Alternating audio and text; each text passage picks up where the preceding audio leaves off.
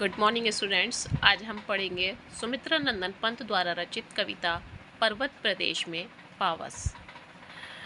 तो स्टार्ट करते हैं कविता और उसकी व्याख्या को। इसकी पंक्तियां कुछ इस प्रकार हैं कि पावस ऋतु थी पर्वत प्रदेश, पल पल परिवर्तित प्रकृति वेश, मेखलाकार पर्वत अपार, अपने सहस्त्रद्रग सुमन भार, अवलोक रहा है बार बार, निज जल में निज महाकार, जिसके चरणों में पला ताल, दर्पण से फैला है विशाल। इन पंक्तियों का संदर्भ हम इस प्रकार लिखेंगे कि प्रस्तुत पंक्तियां हमारी पाठ्य पुस्तक स्पर्श भाग 2 से ली गई हैं, जिसके रचनाकार श्री सुमित्रा नंदन पंत हैं। इसका प्रसंग इस प्रकार लिखेंगे। इन पंक्तियों में कवि ने पहाड़ों पर बदलते मौसम के बारे में सजीव वर्णन किया है। इसकी व्याख्या हम इस प्रकार करेंगे। इन पंक्तियों के माध्यम से कवि कहता है कि पहाड़ों पर वर्षा ऋतु का सुहाना मौसम है, जिसमें हर थोड़ी देर के बाद मौसम परिवर्तित हो रहा है। कभी धूप निकल आती है, कभी बादल छा जाते हैं, तो कभी वर्षा होने लगती है। अजीब सा जादुई इंद्रजाल जैसा दृश्य प्रतीत होता है। कवि ने दिखाया कि कैसा मेखलाकार पर्वत, जिनका मतलब है कि कमरबंद के आकार का, विशाल लगता है और अपने ऊपर सजी फूलों की पंखुड़ी रूपी आंखों से नीचे तालाब में जल में अपने प्रतिबिंब को देखकर अपने सौंदर्य का आनंद लेता है। तो इस प्रकार इन पंक्तियों की हमने व्याख्या की। अब हम इन पंक्तियों का काव्य सौंदर्य देखते हैं।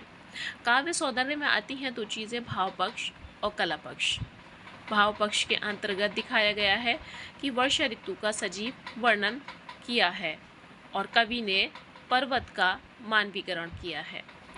इसके कला पक्ष को हम इस प्रकार देखेंगे कि पर्वत प्रदेश परिवर्तित प्रकृति में अनुप्रास अलंकार है, पल पल बार बार में पुनरुक्ति अलंकार है, चित्रात्मक शैली तथा संस्कृतनिष्ठ भाषा का प्रयोग किया गया है। इसके आगे हम इसके अगले पद्यांश की व्याख्या करेंगे, जो इस प्रकार है। गिरि को गौरव गाकर झरझर, मद में नस उत्तेजित कर, मोतियों की लड़ियों से सुंदर, झड़ते हैं झाग भरे निर्झर, गिरिवर के उर से उठ उठ कर, उच्च आकांक्षाओं से तरवर है, झांक रहे नीरव नव पर, अनिमेष अटल कुछ चिंता पर। इसका संदर्भ पूर्ववत रहेगा। प्रसंग में हम लिखेंगे कि कवि ने इन पंक्तियों में झरनों के शोर और वातावरण का बड़ा ही मनमोहक वर्णन किया है। हम व्याख्या चंद ही शब्दों में करेंगे कि फैन से भरे हुए झरने जो झरझर की आवाज़ करते हुए बह रहे हैं, मानो उस आवाज़ से शरीर का एक एक रोम उत्तेजित हो रहा है। ऊंचे पर्वतों पर जो वृक्ष लगे हुए हैं, वो इस तरह से प्रतीत हो रहे हैं जैसे उनके हृदय में कोई महत्वाकांक्षाएं उठ रही हैं। वो बहुत कुछ सोच रहे हैं, लेकिन वो पेड़ चिंतित होकर आकाश की ओर देख रहे हैं, जैसे उनके हृदय में कोई चिंता सता रही हो। इसका काव्य सौंदर्य हम इस प्रकार लिखेंगे। इसका भाव पक्ष है कि वर्षा के समय का वर्णन करते हुए पर्वत का मानवीकरण किया गया है, और पर्वत का मानवीकरण इस प्रकार से किया है जो बड़ा ही सजीव प्रतीत होता है। कला पक्ष में संस्कृतनिष्ठ भाषा का प्रयोग किया गया है। नस नस उठ उठ में पुनरुक्ति अलंकार है, झड़ते झाग नीरव नभ में अनुप्रास का प्रयोग किया गया है, मोतियों की लड़ियों में सुंदर, उच्च आकांक्षाओं से सुंदर। इन पंक्तियों में उपमा अलंकार है। चलिए स्टार्ट करते हैं इसकी अंतिम पंक्तियों को, जो इस प्रकार हैं। उड़ गया अचानक लौ भूधर, उड़ गया अचानक लौ भूधर, भड़का पार वारिद के पर, रवशेष रह गए हैं निर्झर, है टूट पड़ा भू पर अंबर, धस गए धरा में सभे शाल, उड़ रहा है धुआं, जल गया ताल, यो जलद यान में विचर विचर, था इंद्र खेलता इंद्रजाल। इन पंक्तियों का संदर्भ पूर्ववत रहेगा। प्रसंग में हमें कवि ने इन पंक्तियों में बादलों और उनसे उठने वाले कोहरे का सजीव वर्णन किया है। व्याख्या इस प्रकार करेंगे कि कवि कहते हैं कि देखो, जो पहाड़ अभी दिखाई दे रहा था, जिसके मन में उच्च आकांक्षाएं थी और चिंता भी थी, उस पर अचानक से बादल छा गए हैं और वह बादलों की ओट में कहीं छिप गया है। ऐसा प्रतीत होता है जैसे पृथ्वी पर अंबर टूट पड़ा हो, जिससे शाल के वृक्ष भी जमीन में धंस गए हैं।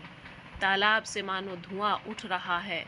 इस प्रकार बादल रूपी वाहन में घूमता प्रकृति का देवता इंद्र नए नए खेल खेल रहा है, अर्थात प्रकृति समय समय पर नई क्रीड़ाएं कर रही है। काव्य सौंदर्य, इसका भाव पक्ष इस प्रकार रहेगा कि पूरे ही कविता में प्रकृति का मानवीकरण किया गया है। कला पक्ष संस्कृत निष्ठ भाषा का प्रयोग है, चित्रात्मक शैली का प्रयोग किया गया है, अपार वारित के ऊपर रूपक अलंकार की छाप है और विचर विचर में पुनरुक्ति प्रकाश अलंकार है। तो इस प्रकार हमने आपको पर्वत प्रदेश पावस कविता की व्याख्या दी है। उम्मीद करती हूँ कि आप सभी स्टूडेंट्स को ये बहुत अच्छे तरीके से कम शब्दों में समझ में आएगी। जैसे कि सुमित्रा नंदन पंत प्रकृति के चितेरे कहे जाते हैं और उनकी सभी कविताओं में मानवीकरण का प्रयोग किया गया है और उनकी कविताएं बहुत ही दिलचस्प होती हैं। तो कोशिश की है कि उनकी कविताओं का मतलब बहुत ही आसान और कम शब्दों में दिया जाए। तो अगर आपको मेरी वीडियो पसंद आती है तो लाइक, शेयर और कमेंट्स करना ना भूलें। अगले वीडियो का इंतज़ार करिएगा। तब तक के लिए गुड लक, गुड बाय।